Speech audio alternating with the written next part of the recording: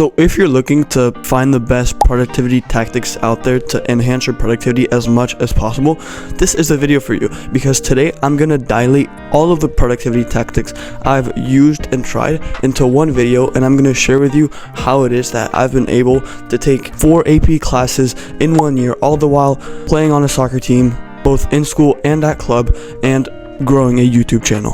Alright, let's get straight into it. The first tactic that I've used to increase my productivity tremendously, and that has helped me probably the most out of all of these, is intermittent fasting. So before I discovered intermittent fasting, I was pretty much just like a normal teenager. You know, I would like wake up and eat breakfast and then just eat normally throughout the day.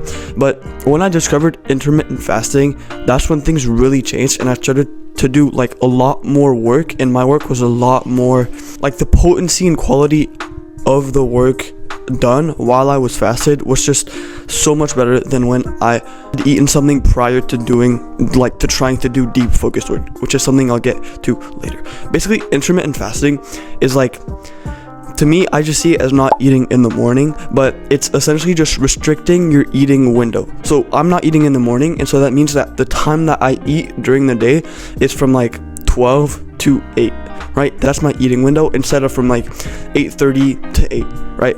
I close the gap down from 12 hours to like 8 hours, right?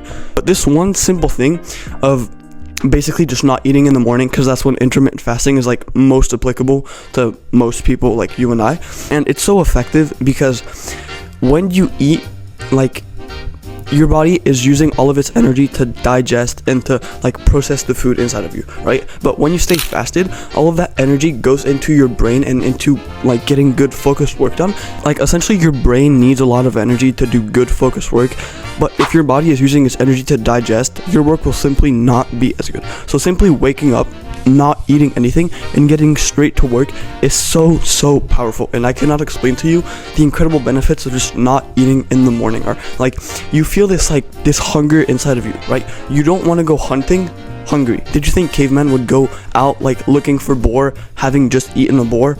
Like, that doesn't make sense, right? You want to go into work sessions being fasted, and trust me on this, your productivity will increase tremendously when you start doing intermittent fasting. So some conflicts, like I can understand if people don't want to do intermittent fasting, right? Because like, I want to prioritize muscle gain and I want to build a really good physique, right? Honestly, if you don't want to do that because you're prioritizing another thing, that's totally fine. But this is about productivity, right? And if your goal is productivity, if it's business, if it's getting good grades, and basically you just need the ability to do deep focused work, I really recommend doing intermittent fasting. So basically just figure out whether you need to eat a lot during the day, right? Essentially just figure out whether it's muscle or productivity that's the priority for you. I mean, you can still build muscle while doing intermittent fasting, but if it's like a really big deal for you, then you might want to either find a way to do intermittent fasting and still like eat as much food as you do with 3 meals a day, or just don't do intermittent fasting.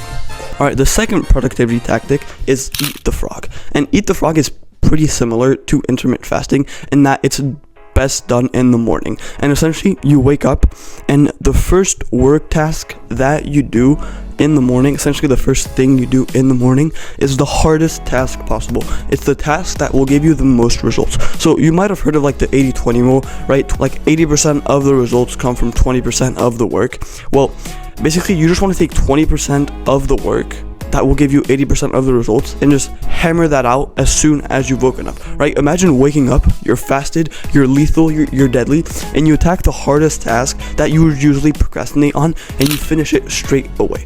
Basically, eating the frog is like, you choose discomfort now rather than discomfort later, right? Like, because procrastinating on discomfort just makes that thing scarier, and then you're more likely to just not end up doing the task that you know you wanted to do, and then you just feel like absolute shit, right? So eating the frog is simply wake up, and your first work block, your first work task is the hardest thing possible. So for me, it's either recording YouTube videos or editing videos, right? It's one of those two things. So really, for me, it would be recording videos every single day, but I don't record videos every single day, right? Because I have 2 videos a week, so today's the day I record videos. But if you were, for example, like a student who wanted to get really good grades, well, you would wake up and you would practice the exam questions as much as possible. If you're and this also applies to like athlete and stuff. And if you're an athlete, if if you're a bodybuilder, right, the highest ROI task would be going to the gym, right? Because that's 20% of the work that will give you 80% of the result. So basically, just find the highest ROI task possible, and usually that highest ROI task possible will be the most like mentally demanding. It will be the most challenging one, and doing that straight away in the morning gives you this feeling of like gratification, not like in a bad way, but it makes you really like, it also boosts your confidence, right? Because when you've just done a hard thing, like that's proof that you can do hard things over and over and over again. So eating the frog like both increases your productivity immensely and just makes you like this confident person who has belief in their abilities because they've eaten the frog, because they've done hard things. Okay, so the third and last thing, which are actually like two methods combined, are deep work and flow state. So the reason why I'm combining these two things is because they're quite similar in the way that like they demand you to work, and how they demand your brain to work in order for you to achieve these like states of depth and flow. So deep work is something like, the term was coined by Cal Newport, and it's essentially just like, there's shallow work, which is like for me it would be like responding to comments and like changing my profile picture and changing my bio or changing the description on a video, right? Shallow work is like checking your emails or responding to a coworker. It's work that really isn't that important, right? It's essentially comes back to this 80-20 rule. Deep work is 20% of the work that will give you 80% of the results, and that demands you to be in this state of depth. And why I'm connecting this to flow state is because I believe if you can mix flow state, like flow state, if you don't know what it is, it's a concept discovered by Mihaly Csikszentmihalyi, and it's essentially just described as peak human performance. When you are in a state of flow, you are at your peak in terms of abilities. So if you're able to enter this state of flow while attacking a high ROI task in a deep work block, you'll just become totally unstoppable.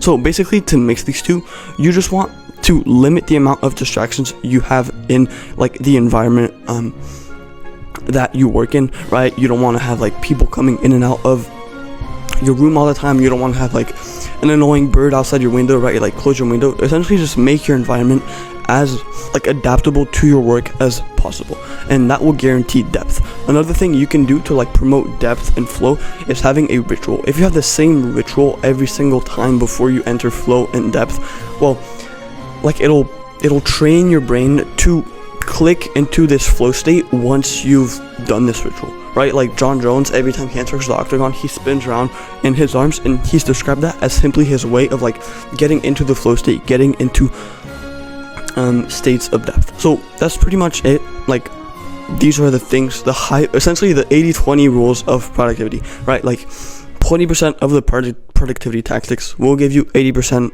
of the results, right? 20% of tactics will make you 80% more productive. So quick recap, intermittent fasting, basically just like skip breakfast, right? It's like easy as that.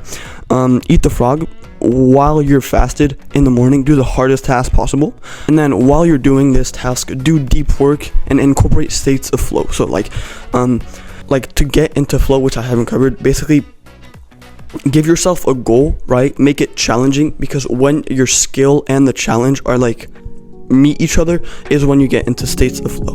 So do these three things, and I guarantee you'll become a productivity master. You'll become the next productivity guru. All right, I hope this helped you, and I cannot wait to see the progress that you make. Take care, bro.